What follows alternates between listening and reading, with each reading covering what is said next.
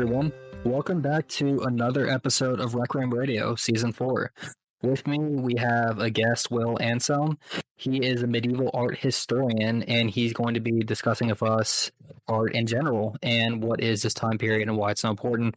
I'm very thankful to have him here. For people who know him on Twitter, he's always in our Catholic spaces helping us out, doing tons of great things and tons of great work. So I'm really excited and I'm honored to have him on the show with us today. Hello, how are you doing today? I'm good. It's a delight to be here. Thanks so much for having me, Sola. Definitely. And for the audience listening in, can you give a quick, brief overview about yourself? Yeah, well, I mean, according to that little graph that you did recently, Sola, I think I'm one in from being a deeply unserious, complete genius, which is the perfect place for me to be now. So I'm an art historian, and I also consult and work freelance in the screen industry as a script and development consultant. And a whole host of other things, but mostly these days, yeah, I'm just an unserious genius, art historical researcher, and I do a lot of silly stuff online. Lovely, lovely. And for getting this off the road for a podcast, art history has always been something that a lot of viewers enjoyed in the show. We had the privilege of having Rixandra on, and she was talking about the classical art period and the Renaissance, those two so separate ones. And we've had requests about the medieval period because a lot of people want to know more about it. So, a first question I would have for you is what initially drew you to the study of medieval art history in particular? Well, gosh, for me personally, the entirety of everything that I've done subsequently academically, and I do quite a few bits and pieces. I'm trying to write a book on a couple of 20th century poets, and I've done this and that and the other, but it all started with art history, really. And I was brought up in a pretty solid tradition, which started from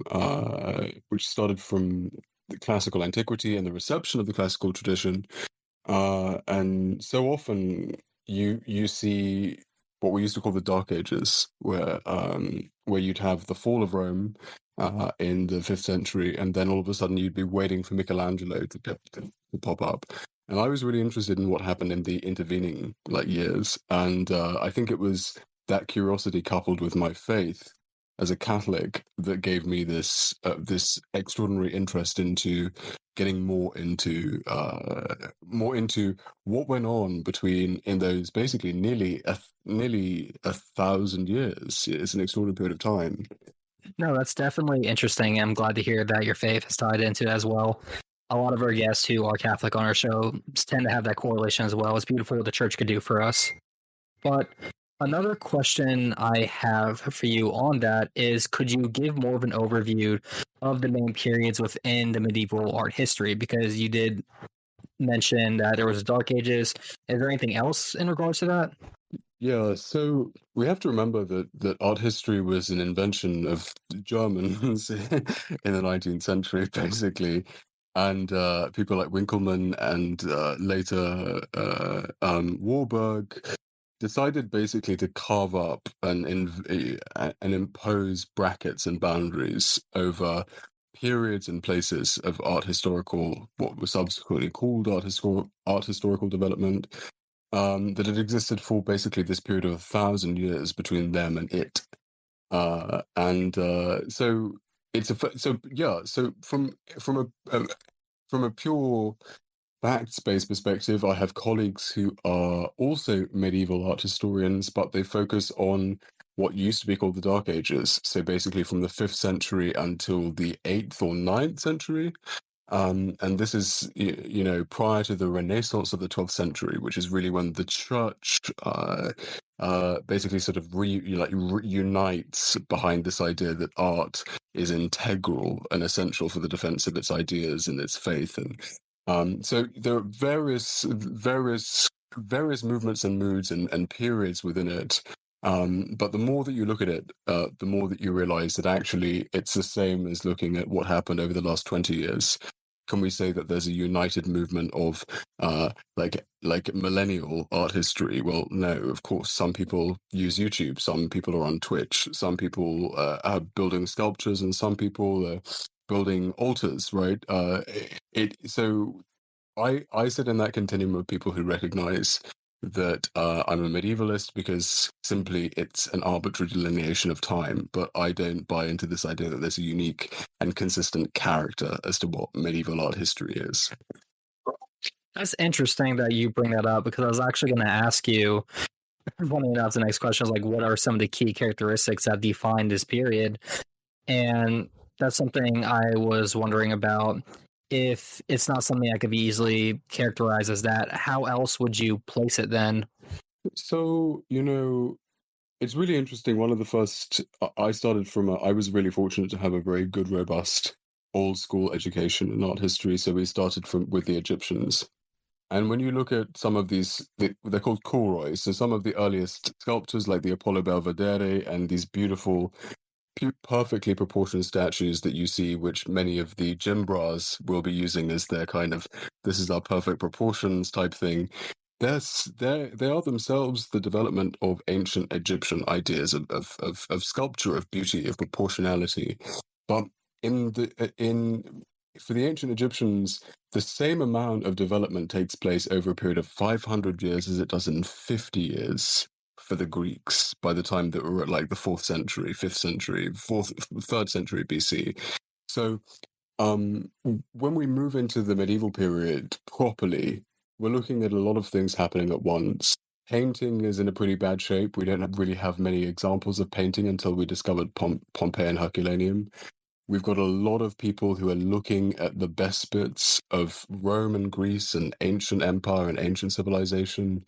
We've got a lot of art that looks like people. We might call that naturalistic or mimetic art. We've got a lot of folk art going on as well.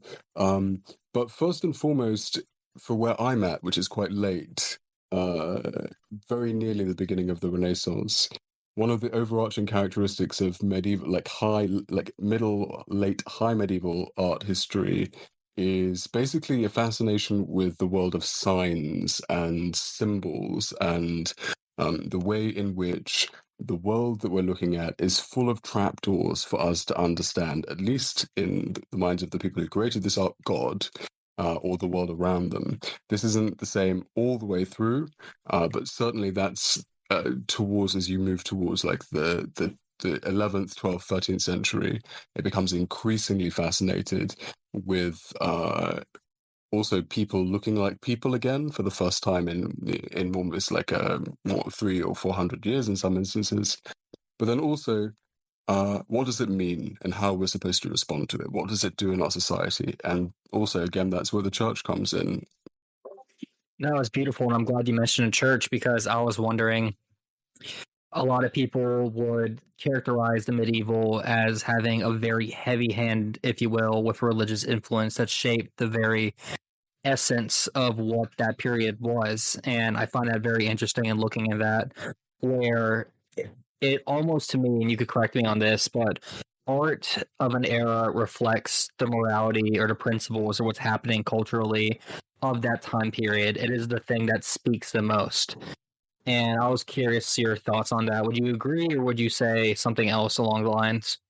Well, I think, Sola, you bring up a brilliant point because we have to remember as well that, for example, when you look at the Duomo, the cathedral in Florence or in Siena, and I know that I'm here in the UK and I'm surrounded by cathedrals which I consider to be under occupation because they're run by Anglicans.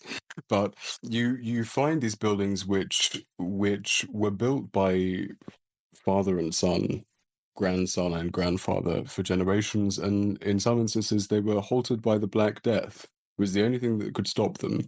And you find these extraordinary structures which are themselves, art and architectural history, basically are indistinguishable from each other until quite recently. And you you see that it takes a certain kind of culture to recognize the value in shepherding their children towards building this kind of thing. They're not going to make any money out of it. They're not going to, they're not going to be able to sell it for profit in the same way that if they became shoemakers, they'd be able to sell fine shoes. you see father and son building these great cathedrals, great monuments of stone out of otherwise like shanty, like rickety mud brick wooden houses. Um, it takes a certain disposition of people. It takes a certain disposition of people who have a common understanding of the world that they want to be part of and what their physical built environment wants to look like. It takes a certain kind of person for them to recognize, yeah, this is what we're going to do. We're not going to make any money out of it, but this is what we're going to apprentice our children to doing. And the only thing that stopped that for a period of time across Europe was the Black Death. And when the Black Death receded, they just carried on doing what they were doing. So I think there's a lot in that. And compare that to the world of today, we have everything that we need to build these kinds of buildings again. But it's never going to happen because people don't want it, because people don't care. That's a sad reality of the world we live in today, and I hope we could have a revelation where that could change sometime. But a question really quick I wanted to ask you. We keep touching on the Black Death, but this may seem silly, but for the audience at home who aren't familiar with the Black Death or the severity it caused, can you give a brief explanation of what that is? You mean in its entirety? Just a brief explanation for someone who, let's say, never heard of the Black Death. Right, yeah. So I mean, there are various plagues that were floating around in the Middle Ages, and of course, we're pre-Semmelweis. We're pre-recognizing that if you've just touched a dead person, you should probably wash your hands before delivering a newborn baby, right? Common sense to us, but this was until the 18th or 19th, late 18th century. This was not normal.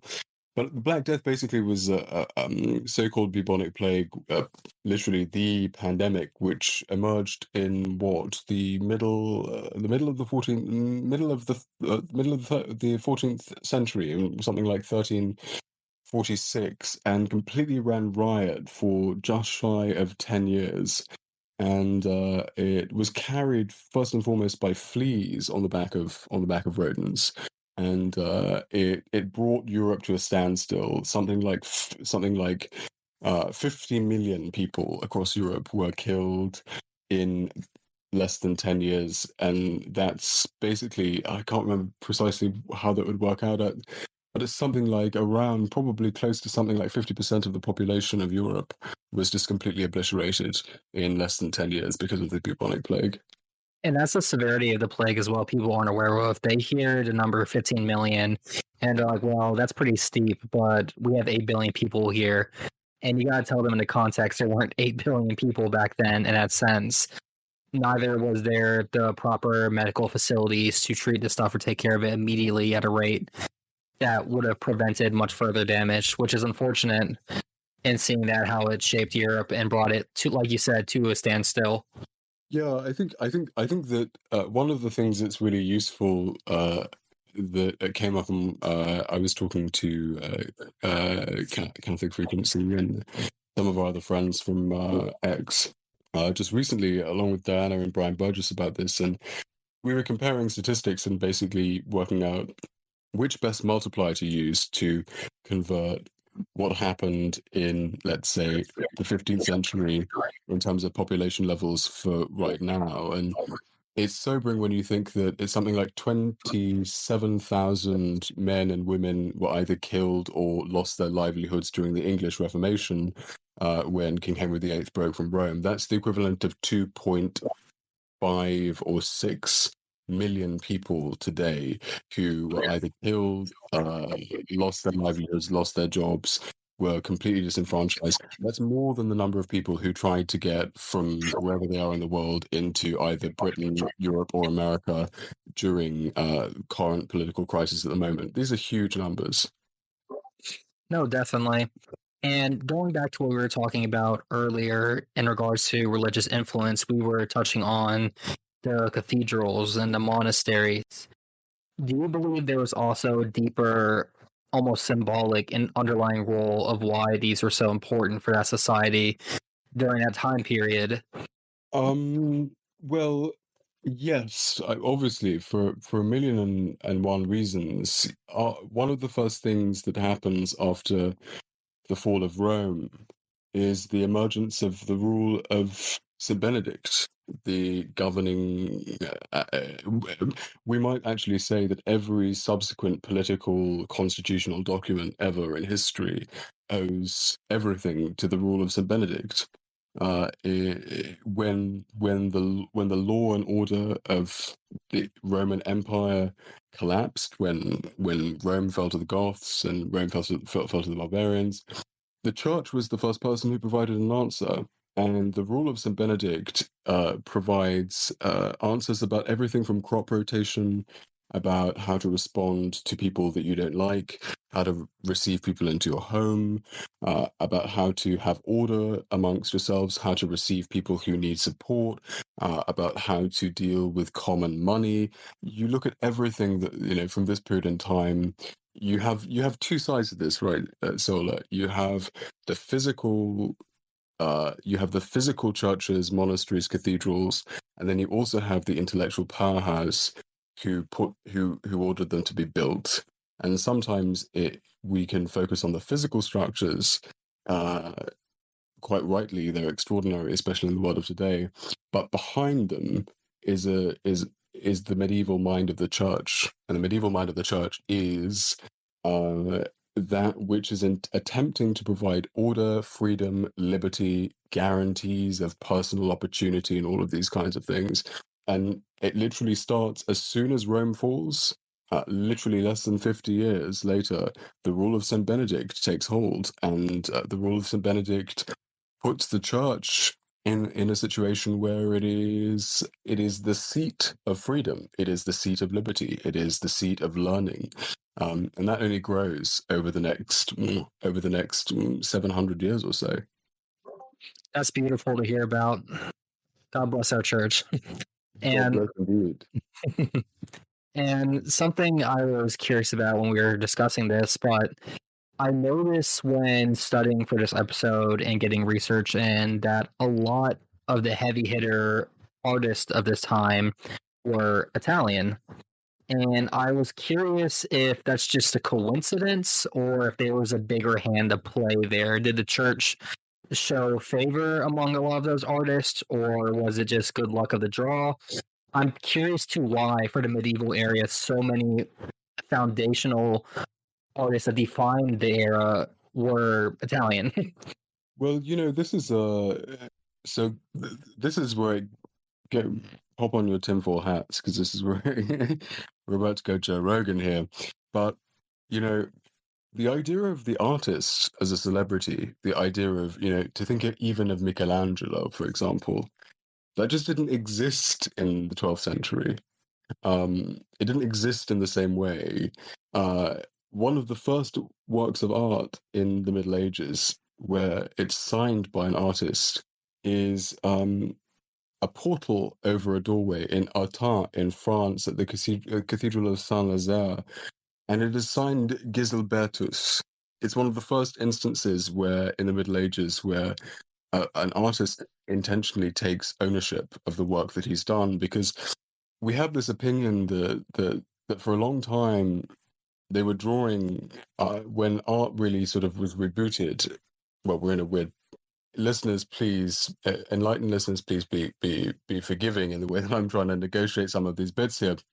But in the 12th century, we're in this weird overlapping period where all of a sudden the idea of the artist as a celebrity, the possibility of that, comes to the fore. In terms of location and place, when we're in the 12th century, art was not really celebrated in the same way that it would go on to be subsequently.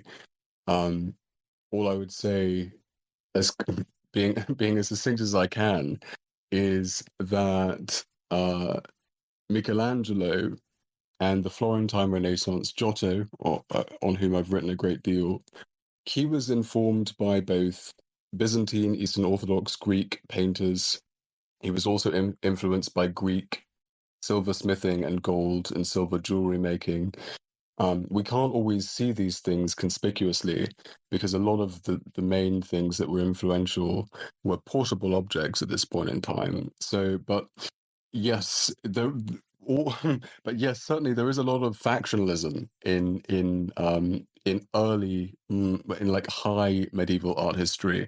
And you can see, for example, that when you read Vasari's Lives of the Painters, like which is like the Bible of medieval and early Renaissance painters, you can find that if somebody's not from Florence, they'll get a really bad biography written about them. And if they're from Flanders or from France, they'll get an even worse one, right? So there's a lot of factionalism, but we're now in an interesting place at the moment where we're trying to basically just look at those things for what they are and what they mean. And but yeah, there is a the other thing that's just worth mentioning really super quickly is that Rome in the 12th century was basically a field of sheep. It was not, Rome was a suburb of the Vatican at this point in time, not the other way around. So there's a whole lot of history to wade through into why people were regionally in favor of this or regionally in favor of the other. Yeah, and it's interesting, although there was a dominant amount of Italian artists, there were exceptions, such as the Dutch sculptor Klaus Slutler, I believe is how you say the person's name. Correct me on that if I'm wrong. He was a Dutch one, and he's known for works such as The Well of Moses, which is a really beautiful piece. And there's another one, Hildegard of Bingen, who's a German one. And one that really interests me, though, that really stood out from the waves of the Italian artists, if you will, is Theophanes the Greek. And I looked into this. I'm like, oh, this is a Byzantine painter who was working in what is today Russia and greatly influenced, what is Russian iconography and paintings and traditions today. And I found that very fascinating that the tradition came around during that time for the very noticeable now, like Byzantine aesthetic artwork, which I found fascinating. Well, you see in particular, and this is where I come alive on this point. So the beginning of the Florentine Renaissance actually it has a couple of two major unexpected influences. One of them is Byzantine, i.e., Greek or Russian, and the other is French, which for me as an Englishman is very difficult for me to say. Excuse me while I just spit into a bowl and bless myself 3 times with holy water and plant garlic around my house, because you know that we have some feelings about the French. But you can see, for example, that Cimabue, who and you find him in even Dante makes reference to Cimabue in La Divina Commedia. I think it's in the Purgatorio actually when Cimabue is made reference to. But Cimabue was the mentor of Giotto, and Giotto built the Campanile, the bell tower next to the Duomo, the cathedral in Florence. And Giotto is the first person who in the Florentine artistic scene creates realistic, empirical proportion perspective. He is the first person who makes various people in a painting look as though they have distance, as though they're in 3 dimensions, so they're not either stacked on top of each other or crushed behind each other. But the story goes that Cimabue, according to Vasari, that Cimabue was a young man, a young peasant boy who was drawing sheep in outside of in the middle of nowhere in the Tuscan hills. And some traveling Greek painters, craftsmen, saw his talent because he was drawing a sheep, and he drew it so well that they went to his parents and apprenticed him. And this is one of the reasons why, when you look at these extraordinary panel paintings of Jesus Christ on the cross, that they look almost identical in manner, in facial expression to Russian or Greek icons, because the earliest influence of or the renewal of Catholic art prior to the Renaissance came from a couple of places. I won't get into the France thing, but it basically was spearheaded by what we call like the Italo-Byzantine style, the influence of these traveling tradesmen from the East, as we call it, on these basically, talented but otherwise uneducated, untrained artists who had a lot of potential but didn't know what to do with it. So that's where it's a melting pot, really. And I'm going to ask you a bit of a weird question now, but bear with me. So, let's say we close our eyes right now and think of this period of art. What are key words that you would describe to someone if you tell them to close their eyes and visualize this in their head? Is there certain moods in the strokes of the brush? Is there certain things with the environment, the setting, the contour? I'm curious what paints this picture for you, if you will, if you could describe this and bring it to life for someone. Well, if we're talking about the 12th and 13th centuries, if we're talking about between the 12th and the 14th centuries, as funny as it sounds, the word I would use is plastic, because this is the period of time when all of a sudden these artists are taking an interest in portraying the human person again, like the human body, and they're interested in, especially painters, become envious of sculptors. They become envious of the talent and kind of the excitement that sculptors can create through working with stone to make things look three-dimensional. And they're interested in creating the same plasticity in their paintings. And this is where, for me, Giotto, but sorry for your two words. This is so difficult. My two words are plastic and also I wouldn't have to worry about two words. It's just if I was to close my eyes, like what are some of the key words that you would describe to someone explaining this? Like some of the key things I should be visualizing in my head if I had my eyes closed thinking about this. I would say plastic, lifelike, human. There was a huge period of time when, and you know what I'm talking about, when you look at the old tapestries and you see that a human body has the same proportions as a pin or a knitting needle, and they're so thin and long and all, streaked out. By the time that we get to Giotto, they're interested again in portraying that interested in making the human body look like the human body. And that's also relevant to our time as well, because we shouldn't be ashamed that we have bodies and they're worthy of being represented properly. And I think that we have so much in common with the 13th century painters in this respect. And you say we shouldn't be ashamed of our bodies in art, and I agree with that. But would you say it would be more of an homage or similar to the Romanesque art where a lot of it was, correct me if I'm wrong in this, but nude models, people who are very exposed? Was it more modest in its approach, or was it still something to be embracive and proud about in its style? Well, so the Romanesque is one of these terms that we've inherited, and it's not a bad one, but again, it's another invention of the 19th century. We see, for example, this is where the classical context is worthy of attention, because the nude male form at the time of Aristotle and at the time of Plato, you would never see a nude female body. You would never. There is the male equivalent of a kouros of kouroi.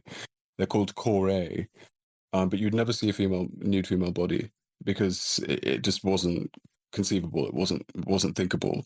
And when we reach the 12th and 13th centuries, all of a sudden there is this re-emergence of thinking about dignity, propriety, modesty. Not that it's been absent in the intervening period of time, but yes, you compared to what will follow after, everything is very respectful, with one exception. There is one saint.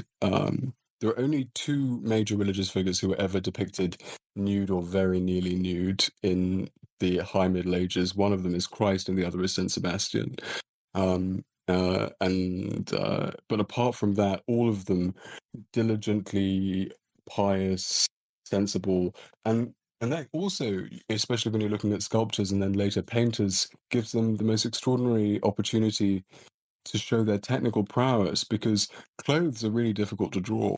Like you can be a halfway decent painter or sculptor and you can make a body look like a body, but it's even harder to make clothes on a body look like clothes on a body.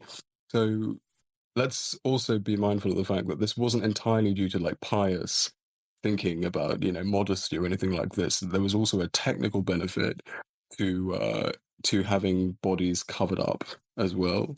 But yeah, the Romanesque thing is interesting, especially in the Italian context, because there are so many influences competing at the same time, especially by the time that you get to the end of the 12th century, that you have the Romanesque and then also the Italo-Byzantine, all competing in terms of their formal qualities. But one of the things that they have in common is that they're not for porn, basically.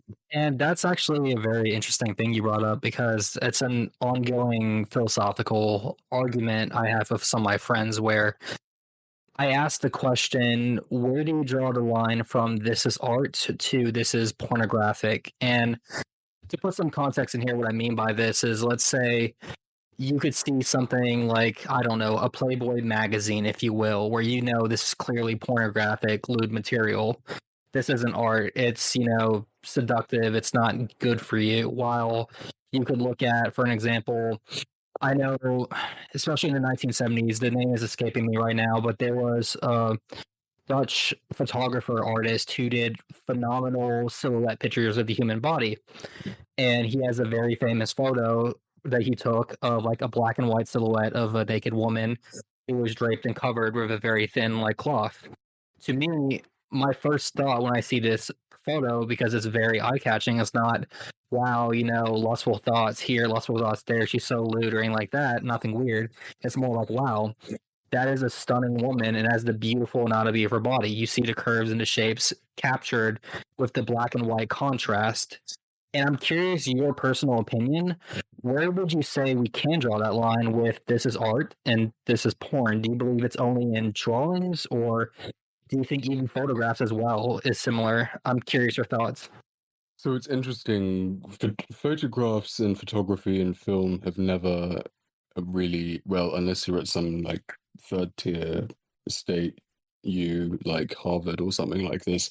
Like photography has never entered into serious art historical discussion. Not My apologies because for that, then.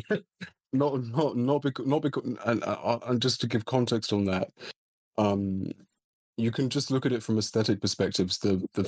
A camera is capable of creating something that looks like a painting, but it has not been created. It has been recorded. So it exists in a very different context. So photography is something that I personally, as an old school, old trad, like Florentine, Viennese trained art historian, I find it very difficult to talk about.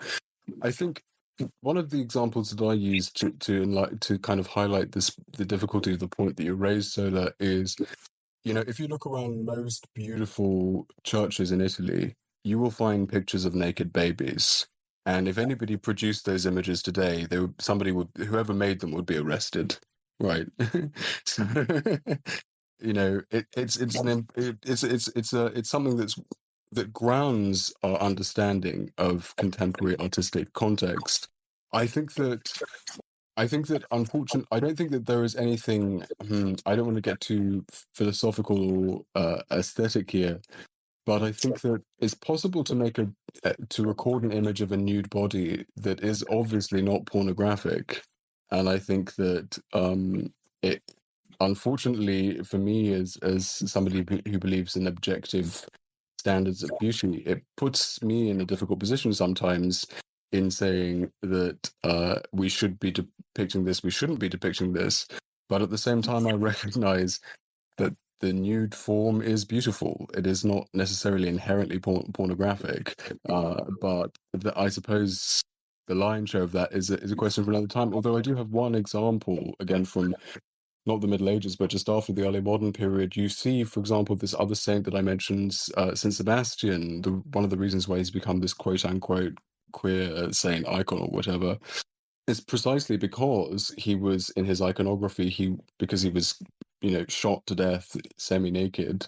I mean, originally his origins in Tuscany are being as a plague saint, but by the time, like 300 years later, by the time that you reach Bronzino, Bronzino depicts in something like 1533 one of the apprentices in his studio basically semi naked, like with an arrow in his side, Mm-hmm. like gesturing at with an arrow in his hand, making lewd gestures. This is supposedly the image of a saint, but in reality you can tell that it is, one might say, bearing the hallmarks of something that is slightly pornographic, at least for the person who made it, if not for the person who's viewing it. So it's a difficult question. Yeah, and I agree with you. I'm in the camp that beauty is objective, not subjective. And if it were so easy to just do to cop out, beauty's in the eyes of the beholder, I would, but I'm not doing that because I don't believe that. I think that's false. But it makes sense of what you're saying. And to remove the photographic element of that, because that's something you're correct, my apologies, not considering, would you be interested to characterize, if you will, and then we can move to a different subject on this, but let's say people sketching a nude model, if you will, because I know some art schools do that, where they'll like hire like a nude model where people would just sketch the physical body. Would you still say that's, considered to be art, or how would you approach that one? Well, so there are two. I have two answers to this, but both of them basically meet the tracks meet on this one. So when I was studying art history in Florence, just down the road from where I lived, there was one of the last old school ateliers, basically old school drawing studios, run by Charles Cecil, the Charles Cecil Studios, and he was a student of Gamel, and Gamel was a student of John Singer Sargent. And if people are not familiar with that, he was one of the most prolific portrait painters of the 20th century. And basically, the Charles Cecil Studio still works on this basis that, first of all, you draw from the antique, you draw old sculptures, you draw old pottery, you go to museums and you draw what you can see, and then when you've mastered that, then you eventually work your way up to drawing from life. And I don't think that there is anything remotely pornographic about tasteful, realistic depiction of the human body. It's the same thing. So I think we've had this conversation elsewhere as well. You can compare this discussion about tasteful nudes, and I say that in not the Snapchat, TikTok generation tense sense of tasteful nudes. I mean, there is such a thing as, you see nude bodies throughout the ancient world. You see nude bodies throughout the medieval world. It only goes wrong when all of a sudden the world's understanding of the body goes wrong. And you can see this every day when you look at breastfeeding. People get embarrassed when they see a young mother breastfeeding because they're embarrassed about breasts. But there's nothing wrong with the function of breasts doing what they're supposed to do, mothers doing what they're supposed to do. So the way that I look at it is that, unfortunately, the modern consciousness has ruined it for everybody, because when we think of bodies as being innately for use and for our own personal sexual profit, then we can't look at the body as if it's anything else. So, of course, 110%. I've friends who've become extraordinarily successful portrait painters, starting from pottery and then going on to nudes, and like nude human persons. There's nothing pornographic about it. But unfortunately, the porn agenda has ruined it for everybody, because apparently all of our bodies are innately like flesh pots for everybody's delight. I understand what you're saying, that there's this aura of professionalism amongst, so same as why you wouldn't, an example, accuse a doctor who is doing a checkup on a patient, to be getting aroused, if you will, like doing anything weird with their patient. It's just simply a professional atmosphere. Like, you're there for a reason. But I like how you said that, though, with the pornography. It's ruined a lot of things, because there is a pope that is escaping my mind right now who commented on pornography, and he has a quote where he says, "The issue with pornography is not that it shows too much, but it shows too little." And a lot of people were confused on what he meant by that. And to me, I took that as like exactly what you said, where we're in such a consumer-based society that just objectifies and uses our body, and it deduces it to nothing but like you said, flashbacks, which is very heartbreaking for the world that we live in currently right now. Yeah, if I recall to the best of my ability, I think it's Pope St. John Paul II who does say exactly that. The problem with the porn is that the problem with porn is that it does not show too much. It is, in fact, that it shows Too little. too little. Yeah, if I recall. I believe it's JP2. I agree. So, one more thing I want to ask you. This is a bit of a topic change, but we discussed a lot of like the original like elements, if you will, of this period of art where you said it's like almost plastic, human like, but I was curious, is there anything that was significant or different or unique in the material being used by these medieval artists? Did they have their own unique technique to it or their own like ways of going about it that's different from other periods? Well, I think that as we see the beginnings of what would then go on to become called the Academy, and we were talking about people like Poussin and the full-throated academic tradition in art that comes after the 16th century.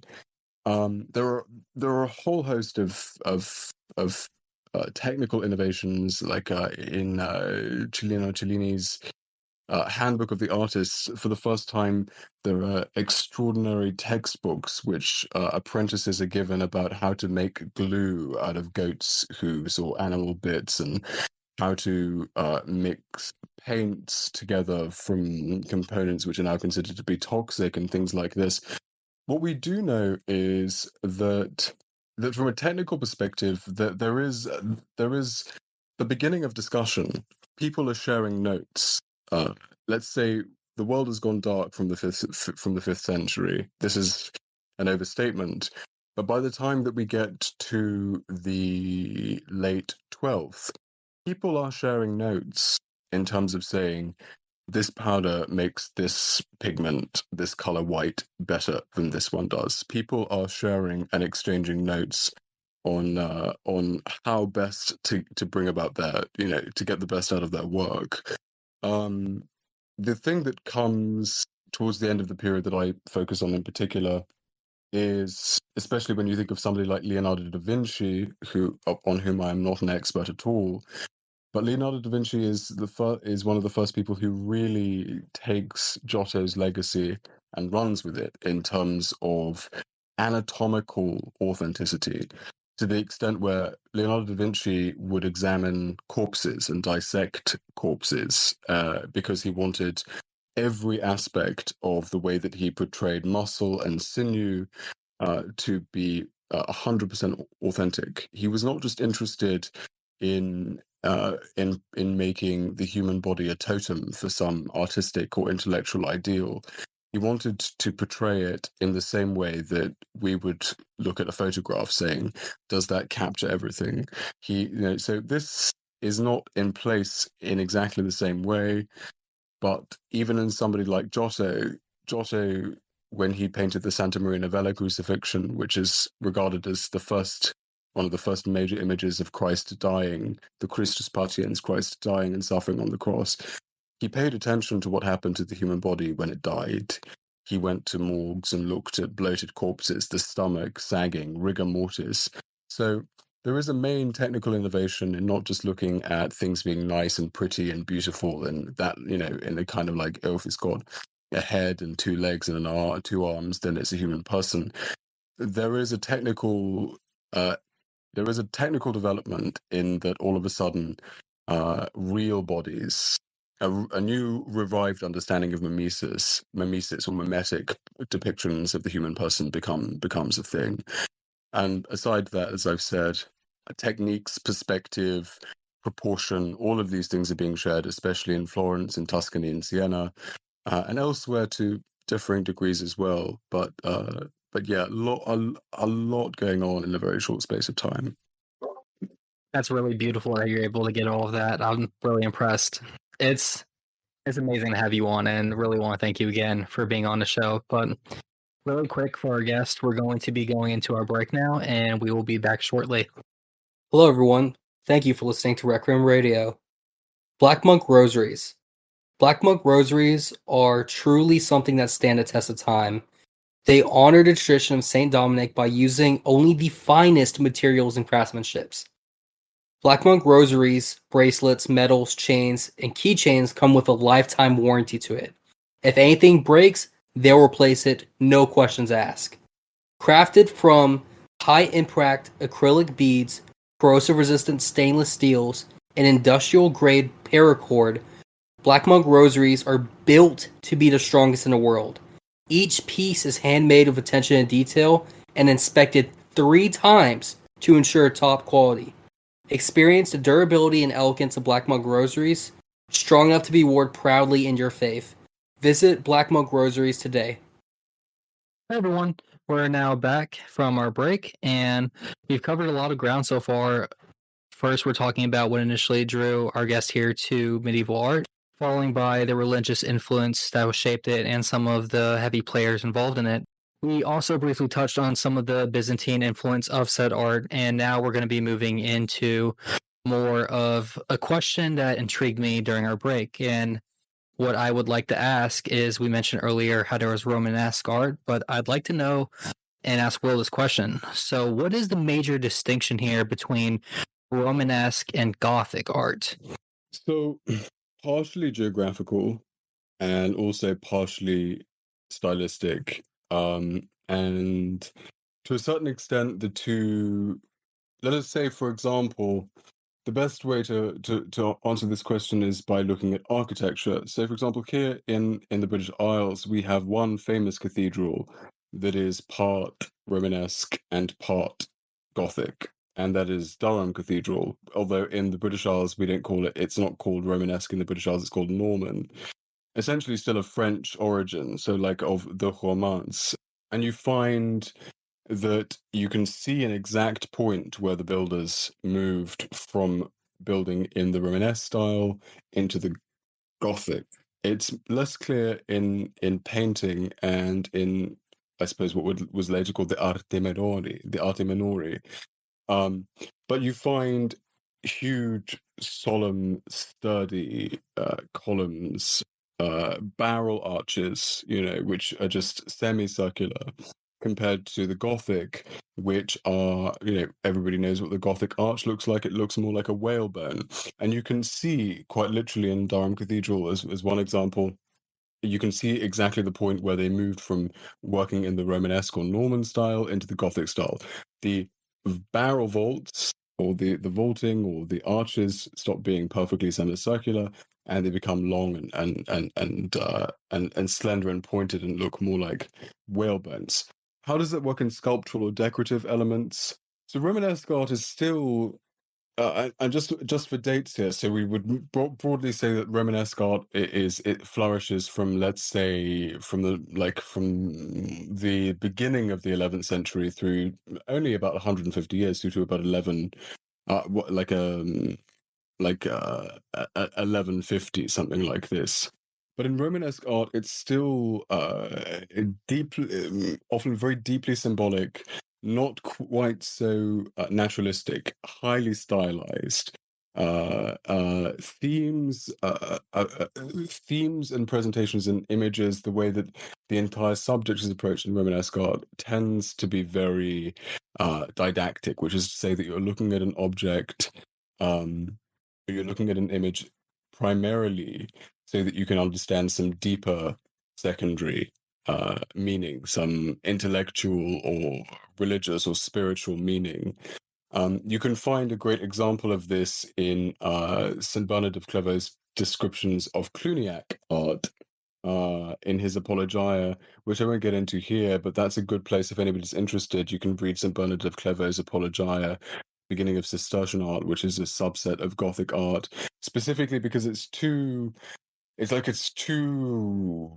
mystical, it's too allegorical, it's too symbolic, it's too this, it's too that, it's too the other. Whereas you find in the advent of Gothic art, subsequently, richer color palettes, more naturalistic figures, a desire to use what would eventually become in the Florentine Renaissance referred to as empirical, or latterly more like subsequently scientific perspective.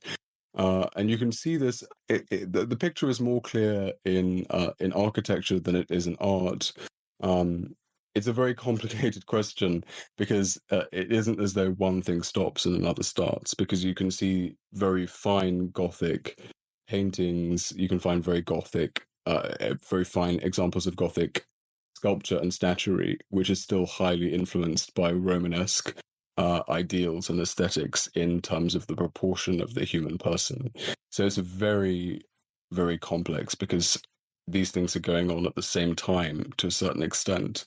And there's an aspect of taste making and what people prefer, rather than some person sitting down and saying, this is the art of today, right? Look at it this way. You put out you say, we need to put a flyer out for the church cookout or something. Somebody uses Comic Sans, somebody uses Calibri, somebody uses Times New Roman. They're all people in exactly the same time period and context. They've all got their own aesthetic predilections as to what looks good and what doesn't.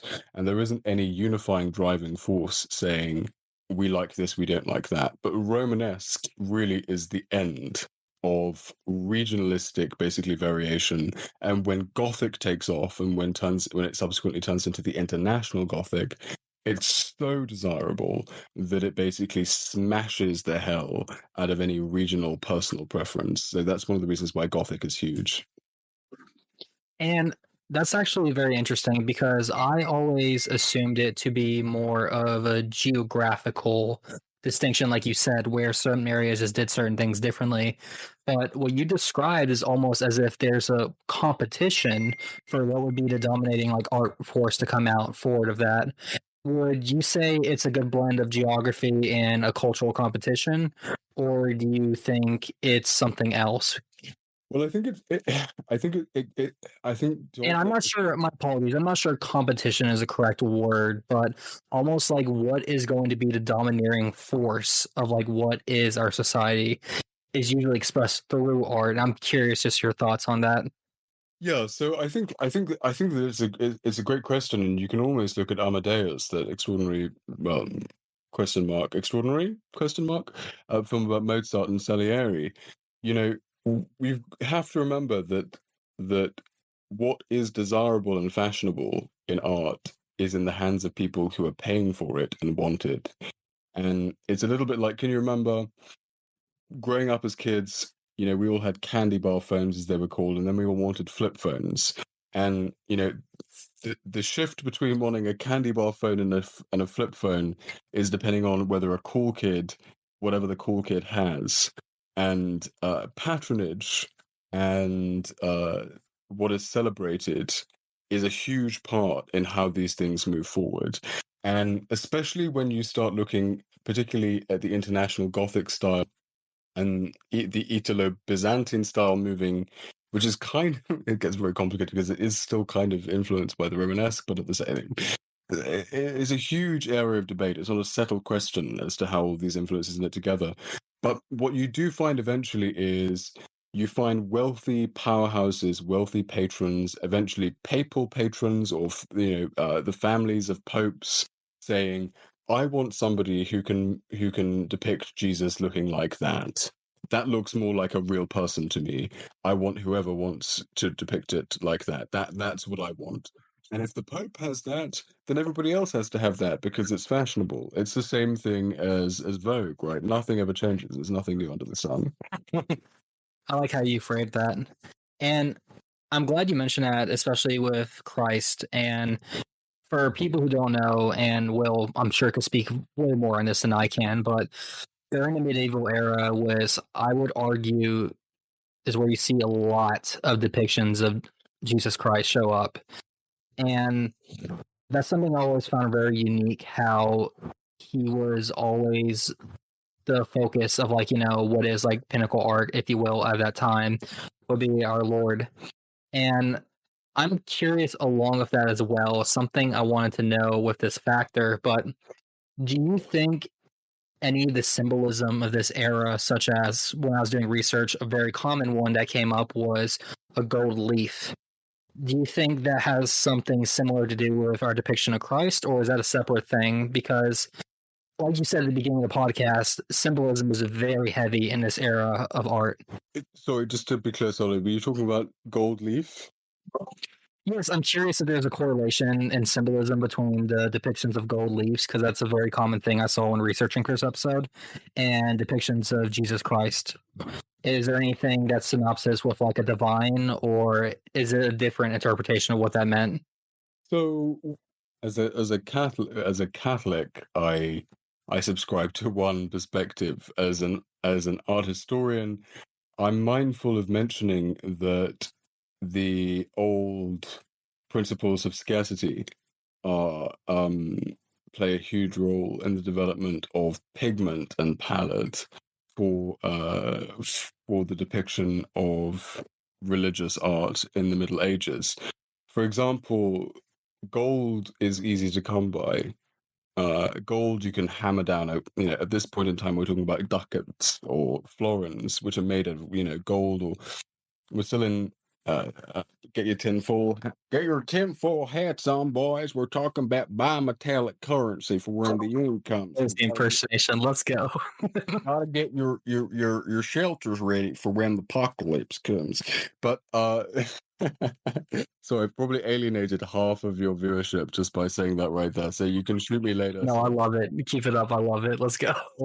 So gold is easy to come by in this period of time. There is a reason why the Blessed Virgin Mary is depicted in blue, and there are long-standing traditions to do with the color blue. But blue, ultramarine blue, as it's called, azurite lapis lazuli blue, was made from stones, lapis lazuli, ground up stones which were carried over from Afghanistan. The ultramarine, that is why they're called ultramarine, because they came from over the sea. This is why this is the most precious color, that azurite blue that we see so often applied to the robes and clothing of the Blessed Virgin Mary, more precious than gold. Every person had a gold coin that they could hammer down. Literally, that is all gold leaf is. It's a coin that's been smashed into like a millimeters, like less than a millimeter. Azurite blue, completely different question. That was the ultramarine lap, made from the finest of the fine. So there is always, and we see this because we're talking in the Christian context, going back to the construction of the Ark of the Covenant. You give your best to God. The Ark of the Covenant has the most extraordinarily specific instructions as to there can be no sound made, and your feet have to be wrapped in burlap, and this and that. And I'm not belittling it at all. Praise God. But I think that we can answer that question simply by saying that people who loved God wanted to give the best to God. I don't think that there was any overarching agenda. It was quite simply, this is the image of everything that we hold dear. This is the image of the story and history of our salvation. We will apply to it the best that we have to offer to indicate. Which is interesting because historically in Byzantine art and in Eastern icons, they used something, and we do see this a little bit in the beginning of the Tuscan Renaissance. They use something called hierarchical scale, which is to say you'll see the Blessed Virgin Mary, but like at the end of the Power Rangers, when they defeated the enemy and they'd rip off that little thing from their shoulder and they'd turn into that giant thing. They would depict the Blessed Virgin Mary or Christ 10 times the size of everybody else there present.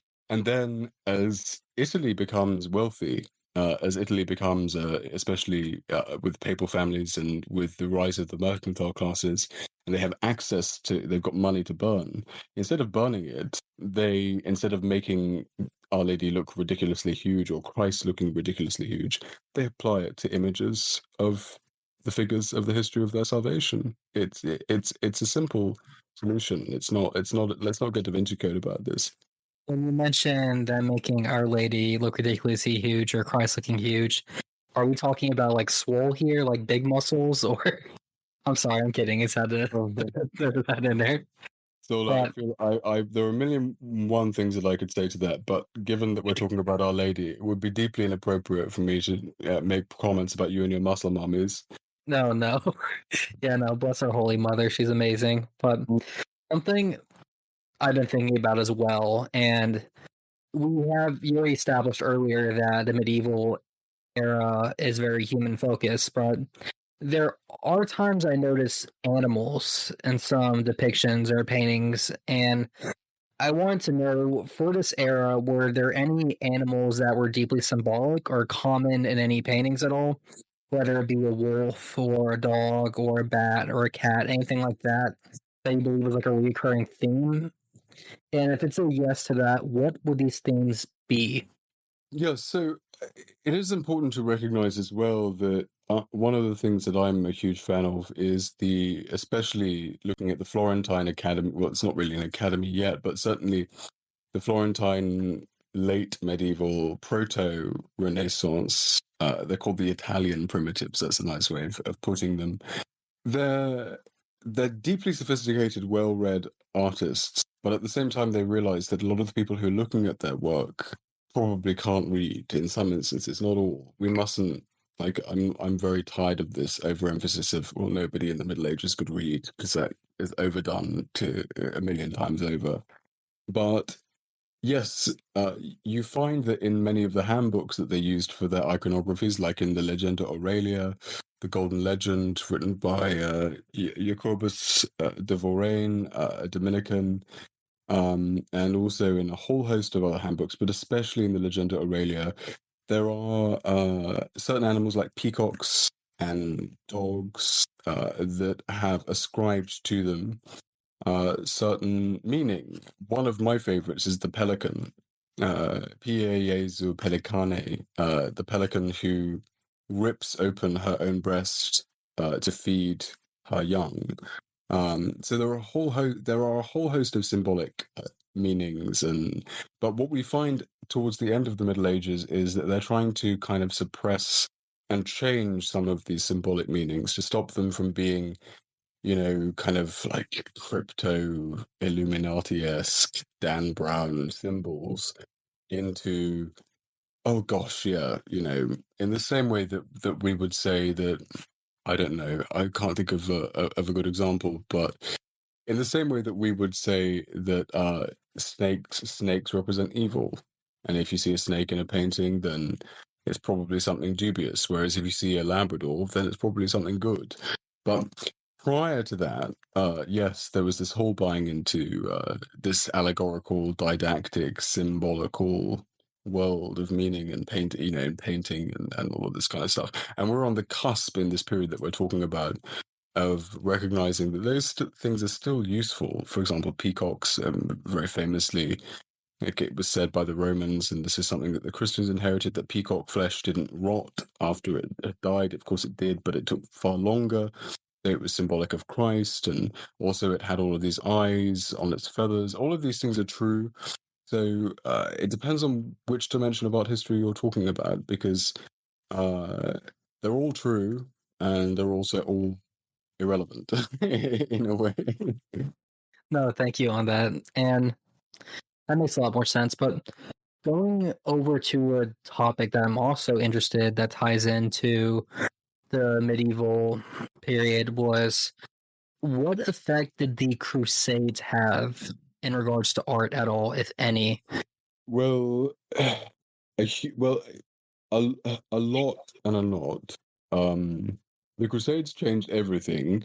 That's a little bit like saying, guys, come on, remember, 9/11 changed everything. But it did. But they did, and I remember St. Bernard of Clairvaux preached the Second Crusade at Vézelay in something like 1135. History experts, I'm speaking off the top of my head if I got that wrong, please, rotten tomatoes are available in the gift shop.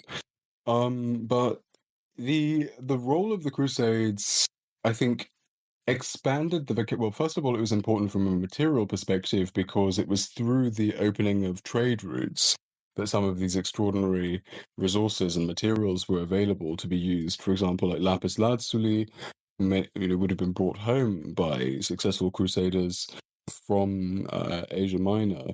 The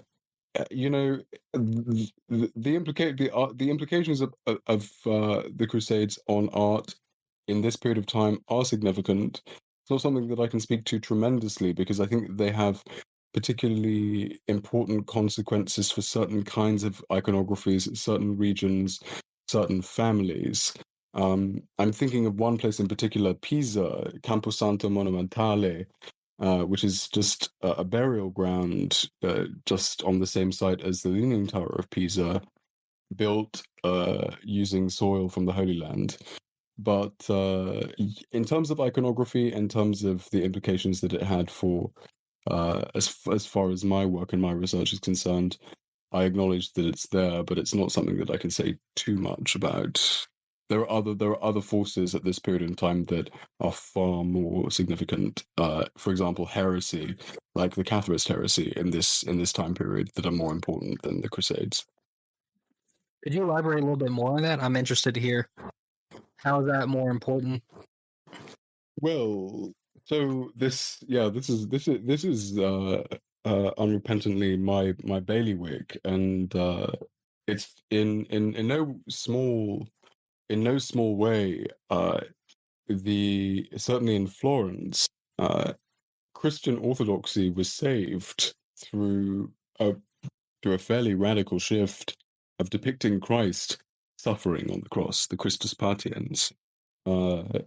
And this, we were quite late in doing this in the West. At the time of the iconoclast heresy in the whole Damascus Severus incident in the 8th and also into the 9th centuries, depending on how you look at it, in the East, there were suggestions and discussions that Christ was not a human person, or that he was a phantom, or that if he were a human person, or if he had two unnatures which were indivisible according to Chalcedon, that he didn't feel pain, he couldn't suffer, and so on. And the Dominicans, under a great weight of difficulty, decided to pioneer some of the extraordinary work of Giotto and Cimabue, Giotto especially, in depicting Christ as a man who was suffering, capable of suffering, bloated stomach, green skin, dying on the cross, because contemporary to them, there was this reemergence of Gnostic heresy, of a kind of reformulation of Manichaeism under the form of Catharism, which was just like rife.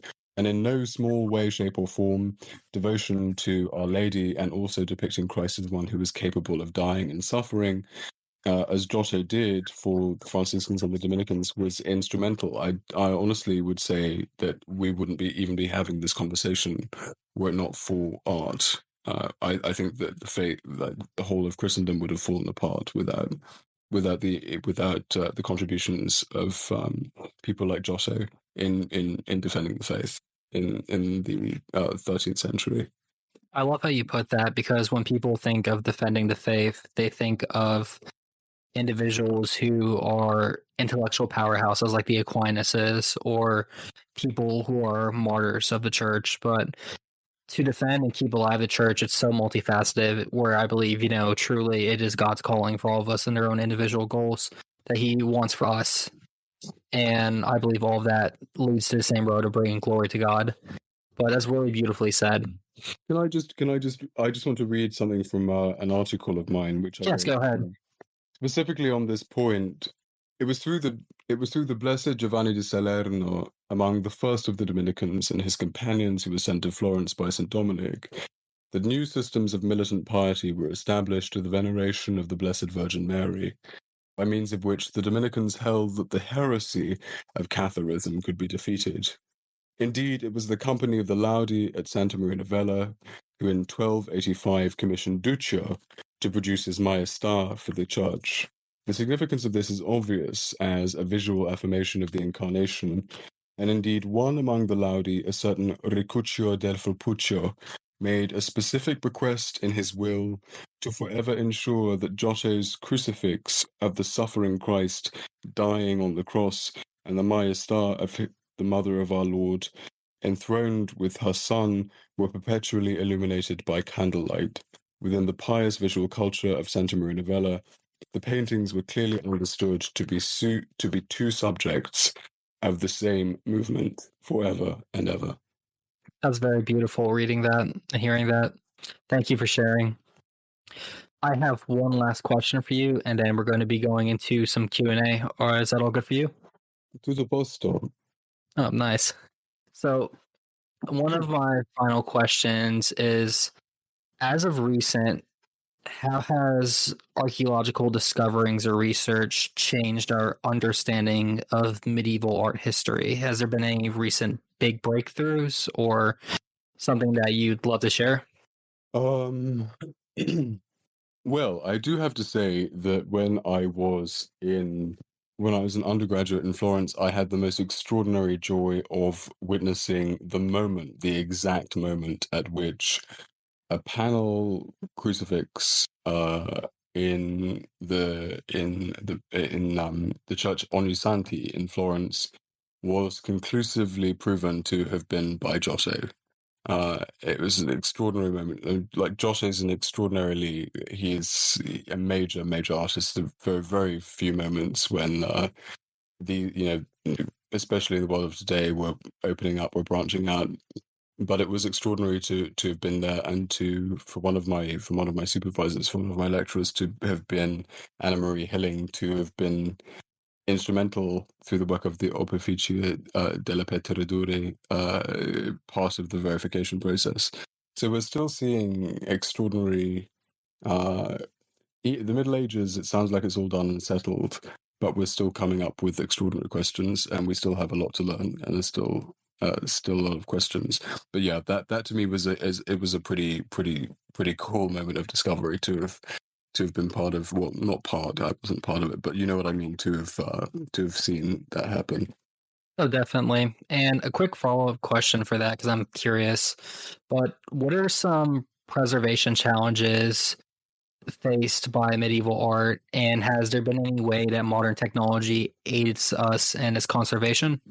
Well, conservation is an interesting thing, and the Courtauld Institute in London, it's a really separate. It's a really kind of. Like, for example, I can't paint. I can't even draw. I can barely even write my own name most days, let alone draw anything. But there are extraordinary programs for people who are skilled in painting, and also skilled art historians. There are techniques that have been used for a very long time for restoring paintings. So, for example, there was a very famous couple of really bad floods in Florence, which have majorly damaged enormously significant works of art. One of them is one of these panel crucifixes by Cimabue. And I have to say that the art historical community still work on a very old-fashioned basis, which is that when it is deemed prudent to restore a work of art, they do so using something called cross-hatching. So they will repaint and restore if it's deemed necessary, but using a technique which is detectable under close observation, which will indicate that it has been restored, but to the naked eye, it can't be, because it's really important that we indicate what is original and what isn't. More broadly at the moment, looking at certain architectural landmarks and landscapes and things like this, I'm I'm quite in favor of letting what's been blown up stay blown up. Unfortunately, we should be working harder to make sure that it doesn't get blown up in the first place. But in the case of painting, if it's going to be useful, there are all sorts of techniques that mean that for posterity, let's say that if we were wiped out for 5,000 years or something, in 5,000 years, archaeologists will be able to look at it and say, this is original and this is not. This has been restored. And I'm really glad that those techniques exist. Definitely. And before we go into the Q&A, I just want to say one more time, thank you so much for being on our show. It's amazing to have you with us here. And I'm glad I had a chance to speak with you and discuss this topic, because I love art a lot, and it's something I'm passionate about, and I always want to learn more of, same as philosophy and theology. And that's one of the things I enjoy about having a podcast is being able to speak to intellectual people like you on the subject. Not at all. It's I'm honestly, it's an honor to be here. So it really is. Thank you. So going through our Q&A, we have some questions from individuals who would like their names read and some who would like to remain private. So we're going to start with questions of the names, and then we're going to go into the private ones. But first question is from Christian M. He wants to ask you, he says, "Hello, Will. Why did the medieval art lose perspective, as in why are a lot of drawings so flat? I also want to know, why did they draw cats and other animals walking on their hind legs all the time?" What was the first part? The first part he wanted to know is, why did the medieval art lose perspective compared to the original, as in it's like very flat drawings? And the second one was, why do they depict cats or other animals walking on their hind legs all the time? Okay. So I presume that when the question is why are they flat? Is that right? He used the word flat, and he says lose perspective, or other words, why so flat?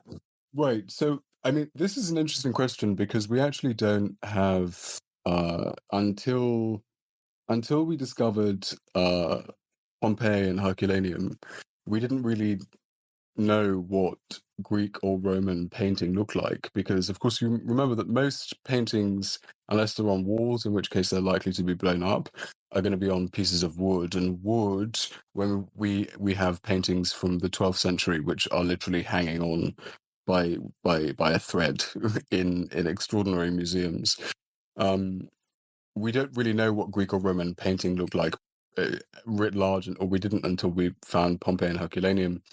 There is the simplest answer to that is because there's a kind of component of education and awareness that goes into being able to depict a two-dimensional image as if it exists in three-dimensional space. And even among some of the most extraordinary painters of the later medieval years, they do not do this. There are two main examples which are used in Art History 101. You have Duccios's Maestà versus Giotto's Maestà, and they're both painted within basically a handful of years of each other. One of them, the Blessed Virgin, is surrounded on her throne with the Christ child on her lap, and angels and saints. And the angels look like they're stacked on top of each other. And then when you get to later depictions, you have perspective. Perspective is a very difficult thing to do, and it involves a kind of empirical awareness as to how to go about doing it, which is like, you can anybody can change a light bulb, but can you rewire an entire house?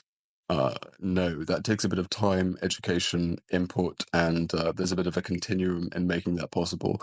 So in the absence of that knowledge, in the absence of that not lost knowledge, they still wanted to make these extraordinary images, but they just were not either weren't interested, this is important to say as a possibility, or did not know how to represent a painted image or painted subject which is like as though it existed in three-dimensional space. Okay. And I know for the predominant amount of this podcast, we were discussing Europe for the medieval, but he does have one more question in regards to Islamic medieval art. If any of these questions coming forward you don't know the answer to, it's completely okay. So you just aren't familiar with that.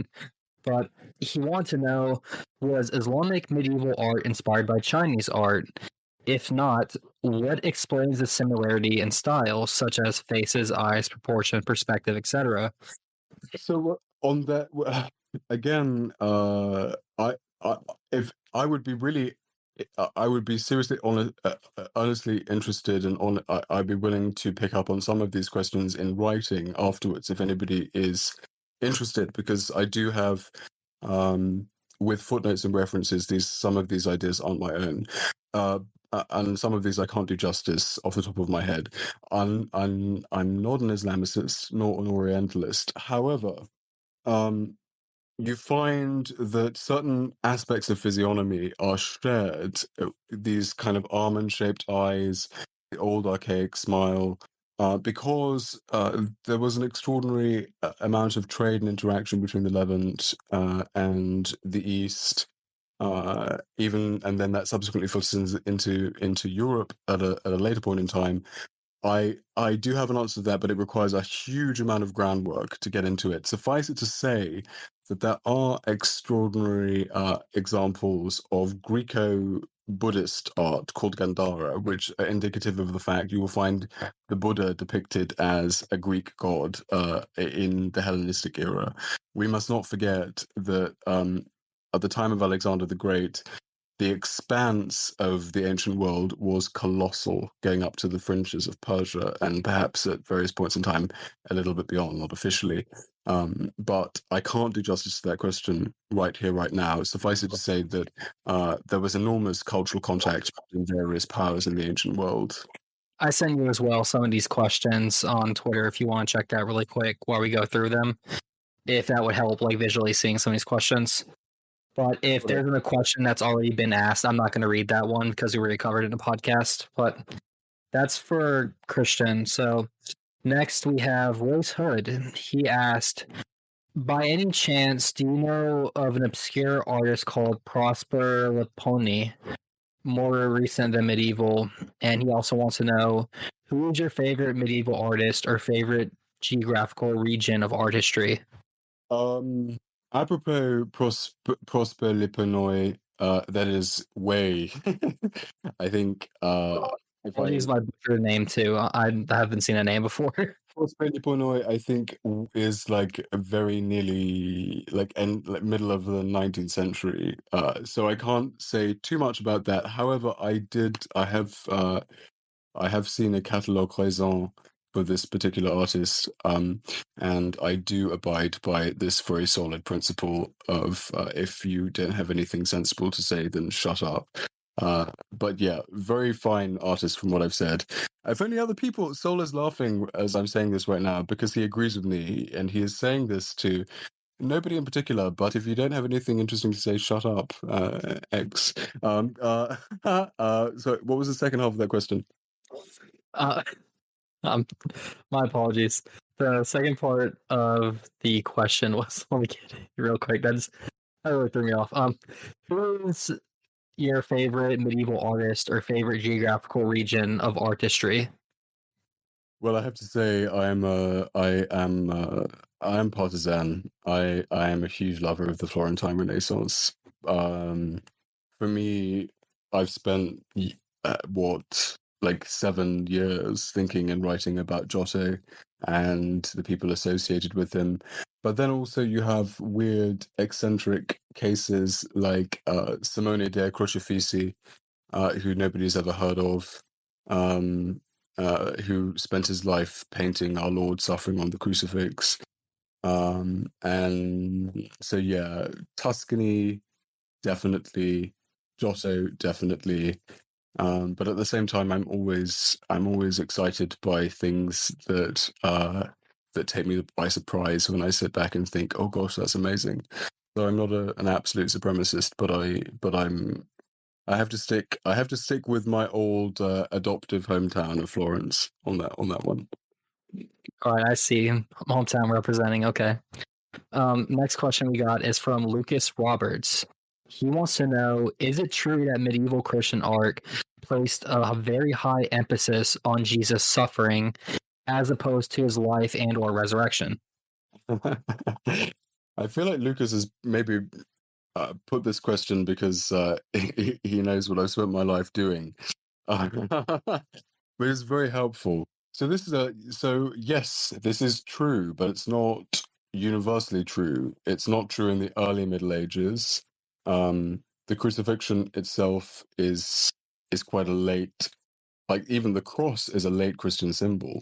But yes, certainly by the time that we get to the Renaissance of the 12th century, one of the unique and most extraordinary things that happens under the Dominicans and after Giunta Pisano and Cimabue and Giotto, we find we find an extraordinary renaissance of devotion to the humanity of Christ. And it's in that context that St. Francis and St. Dominic emerged. They were nourished by these artistic depictions of a Christ who could suffer. All right, thank you. Next, we have one of our sponsors and the recent episode we just done, Black Monk Rosaries. They want to know, what are some innovations / techniques taken from the East and Islam that were used in Western art and architecture? And excuse me if I mispronounce this word, but he also wants to know your favorite Tiffinum, if I believe I'm saying correctly. Tympanum? Yes. Yes, so I mean, it's an interesting it's an interesting question in terms of technique and technicality, because of course Abbot Suger is credited as, from an architectural history perspective, as inventing Gothic architecture, but even the Gothic arch itself is already extant in the Islamic world, and it of course subsequently entered into the. I'm trying to sound as unponcy as I can, which is very difficult with a voice like this. But had then entered into the Burgundian vernacular. But yes, certainly there are a whole lot of structural techniques that were not so much necessarily artistic, but certainly architectural techniques, which entered into the Gothic architectural, like late Romanesque and Gothic architectural vocabulary via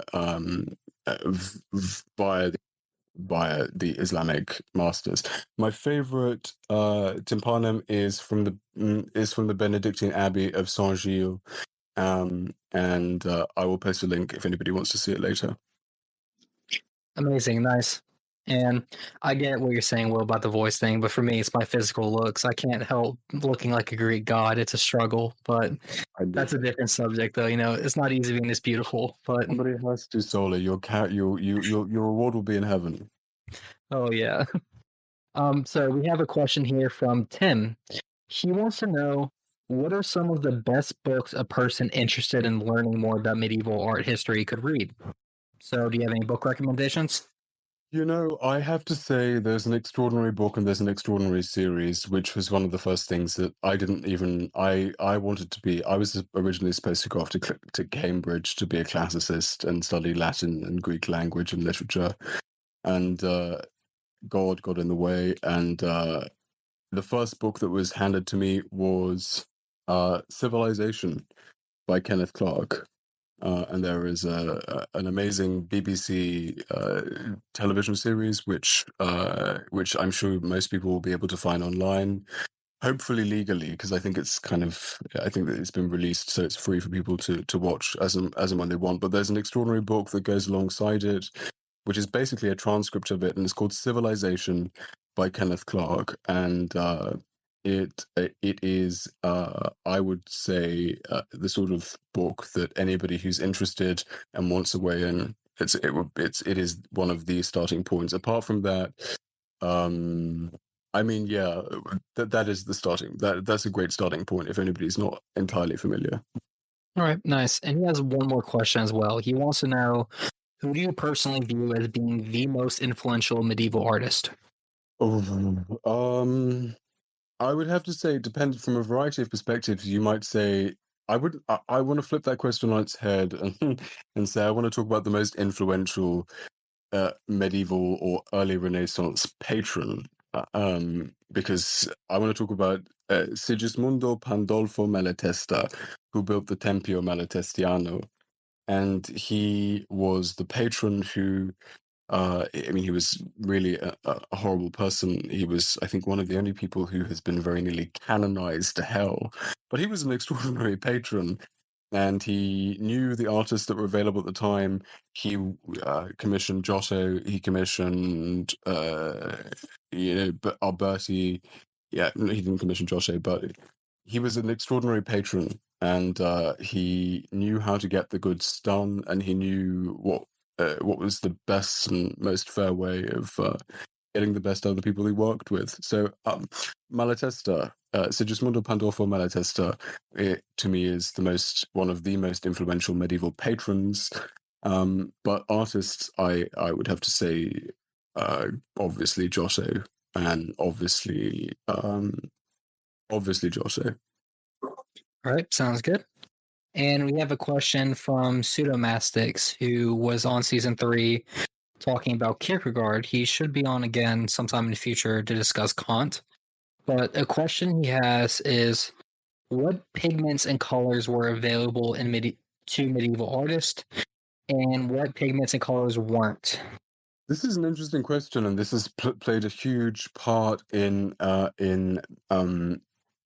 winkling out fakes, actually, because mass spectrography now, the amount of what we call non-invasive analysis, which has got nothing to do with what I do at all, but scientific analysis in terms of, there are people who've had objects in their possession, paintings in their possession for maybe like 400 years, and they've been supposedly genuine, and they've been subject to pigment analysis, and they've been told, I'm really sorry, but Leonardo da Vinci or Giotto never used that pigment. Like, there's no other example of that person ever using that pigment. In terms of pigments, yes, quite limited.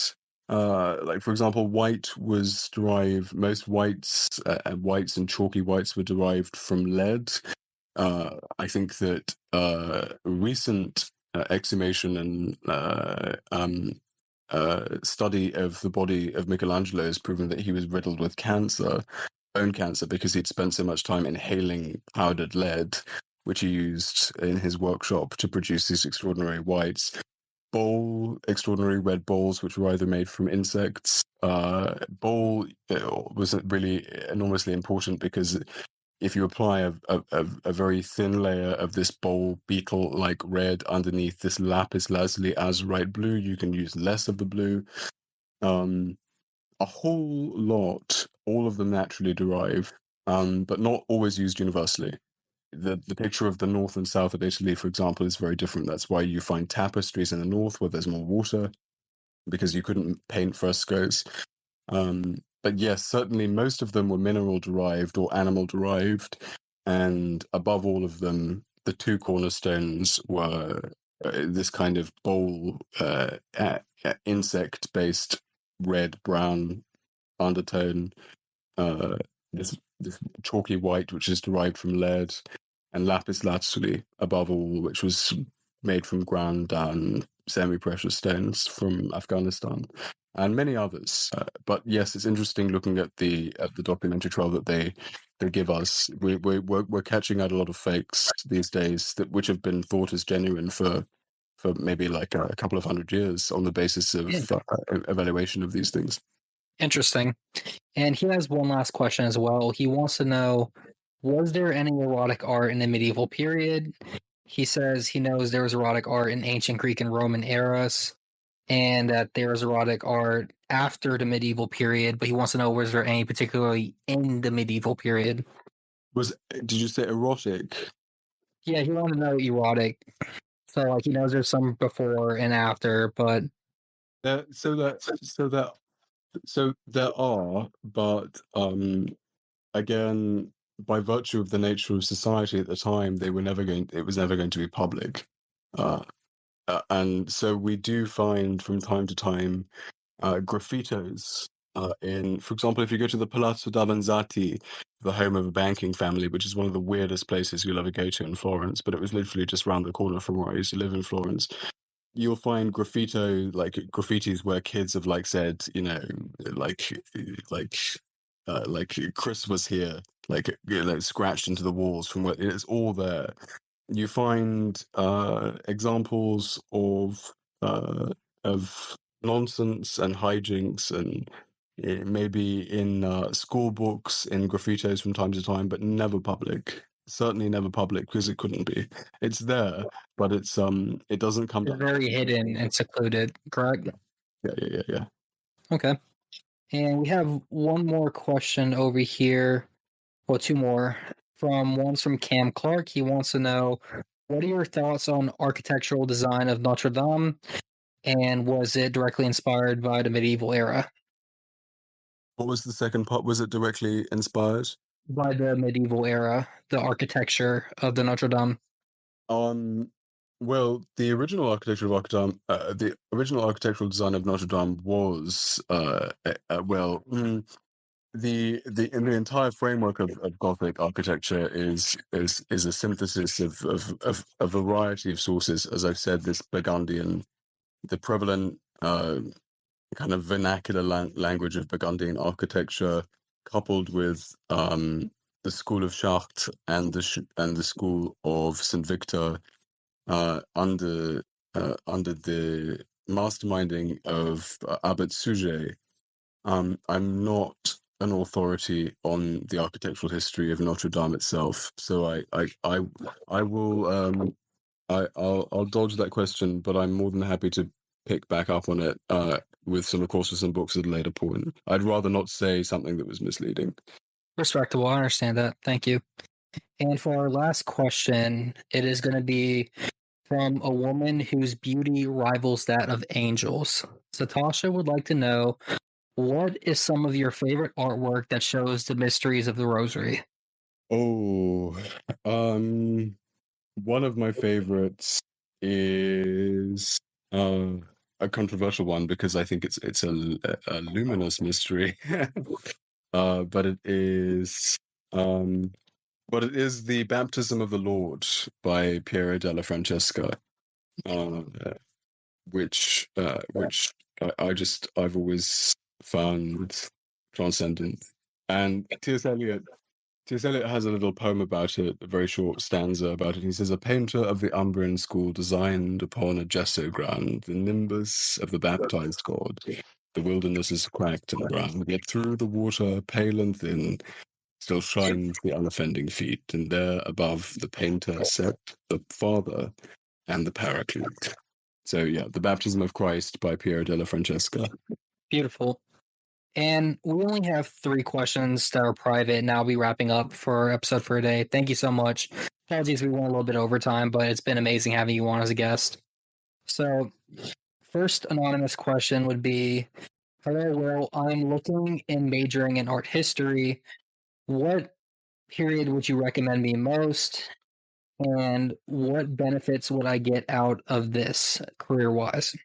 I would say steer clear of any program that does not expect you to study all of it. You have. I'm not saying this to the person who's posed this question personally, but you need to have a solid understanding in your eye, a well-trained eye, a well-trained mind, and a well-trained hand in responding to some of these things. And I feel like you need to look, if you want to do it, you'll get everything out of it as much as you want to, because you can then branch into military history. Like for me, for example, I'm not bringing myself up, but I've taught internationally. I supervise literature students and philosophy students at undergraduate level internationally, and everything opens up to you. It's all for the taking, but make sure that you choose a program that takes you from 6000 BC to the present day. You will have to study some ugly art, but at least you'll know why it's ugly, because until you know why it's ugly, I really don't care what you have to say about it. But keep on with it, and it's a brilliant program to study. Thank you. Another question we have is, hi, Will, I want to know if there's any grand conspiracy regarding art history or any controversially debated topics among certain periods, specifically the medieval. Would there be anything that you know of on that topic? Thank you. Um, So there is there any like art, I guess, conspiracy theories is what the question is trying to ask? there is one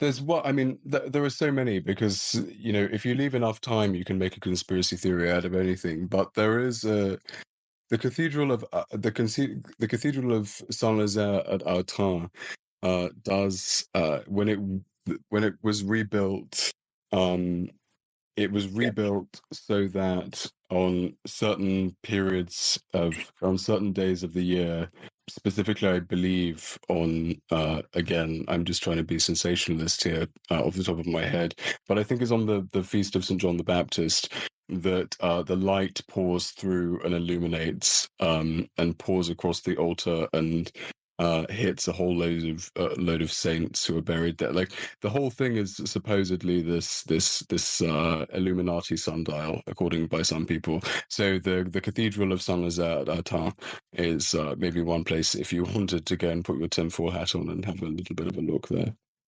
Interesting. Okay, and for the last question we have.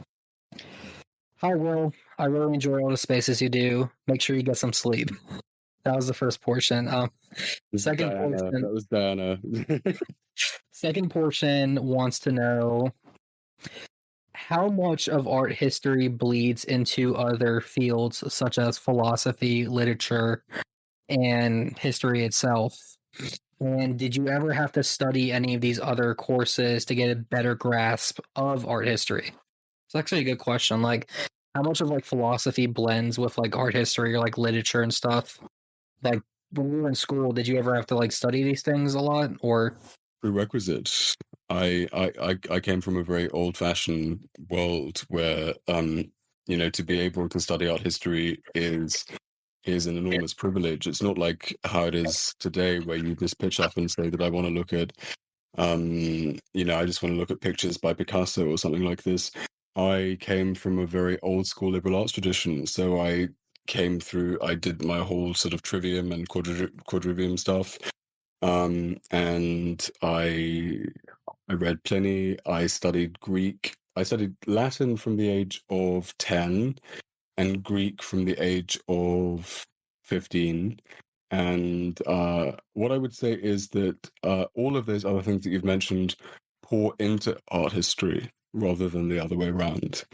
And first and foremost, yes, I am an art historian, but art history is something that I do, but I am always using philosophy and critical reasoning, and above all, these days, theology, the queen of the sciences, but above all, philosophy and history proper in the exercise of everything that I'm doing. But what I'd say more generally is that art history is such a seldom overlooked component of the way that we might look historically at the world around us, because if you want to understand earnestly how a society treats the people in its own people, look at the homes that they live in. Look at whether they can paint or not. You can tell more from a painting than from a political manifesto. So what I would say is yes, in all of those respects, yes, the solid stuff comes first: philosophy, languages, history proper, the quadrivium, the trivium above all. And all of those things pour into art history, and when they pour into art history, you have a recipe for good gravy. all right, sounds good. Well, folks, you heard it here with Will. We did a great covering over the medieval art history, and we answered a lot of your guys' questions. I really hope you enjoyed this episode. It has been an absolute pleasure, and I hope to see Will again on our show in the future if he's ever down to talk about anything else. Will, do you have any last closing comments or anything you'd like to say for our guest? Diana, I heard what you said. No, Stola, thank you so much for having me, and as always, it's been a treat. And we must thank you for having me, and we must do more of this. Oh, definitely, it was a pleasure. Well, guys, tune in next time for Requiem Radio, and I'll see you on the flip side. Take care.